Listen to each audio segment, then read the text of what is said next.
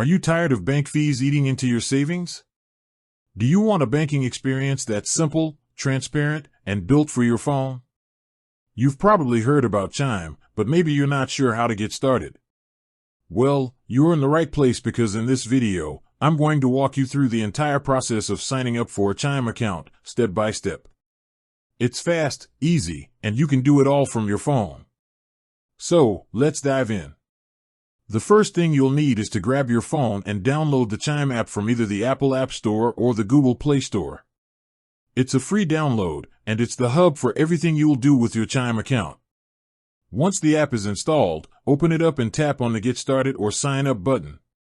You'll be asked to provide some basic personal information. This is standard for any financial account, and it's how Chime verifies your identity. You'll need to enter your legal name, your date of birth, and your social security number. Don't worry, this doesn't involve a credit check, so it won't affect your credit score at all. You'll also be asked for your email address and to create a password for your new account.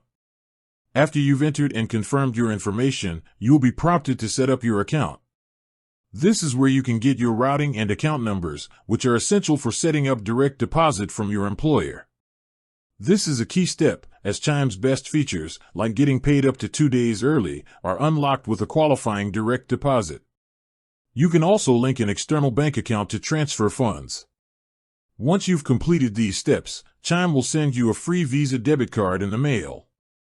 It usually arrives within 7 to 10 business days. While you're waiting, you can use your virtual card for online purchases right away.